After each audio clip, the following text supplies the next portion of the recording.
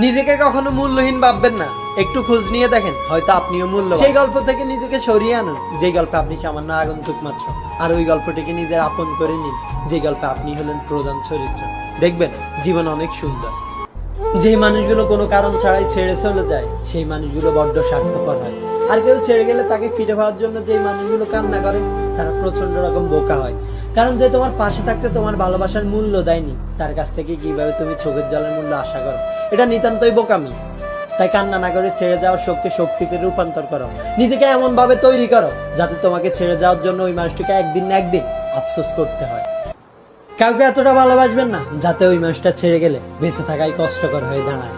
কারোর প্রতি এতটা দুর্বল হবেন না যেখানে নিজের অস্তিত্ব সংকটে পড়ে যায়।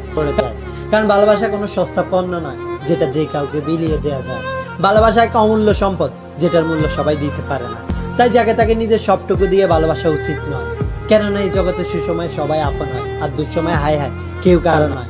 অন্ধকারে যেখানে আপনার অভিমানের কোনো মূল্য নেই সেখানে আপনার কোনো অধিকার নেই। অভিমান তৈরি হয় ভালোবাসা থেকে, আর যেখানে ভালোবাসাটাই নেই সেখানে অভিমান করাটা হাস্যকর প্রায়।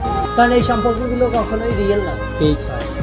মানুষ ভুলের ঊর্ধ্বে নয়, সবার জীবনে একটা না একটা ভুল হয়েই যায়, কিন্তু একই ভুল দ্বিতীয়বার করা কখনোই উচিত নয়। একটা কথা সবসময় মনে রাখবে, কারো মুনাজাতে থাকো বা না থাকো, বাবা মায়ের মুনাজাতে সবসময় আছো এবং থাকবে। তাই একটা অনুরোধ রইল সবার প্রতি, কারোর জন্য আত্মহত্যা করার আগে নিজের বাবা মায়ের কথা একবার হলো চিন্তা করবে।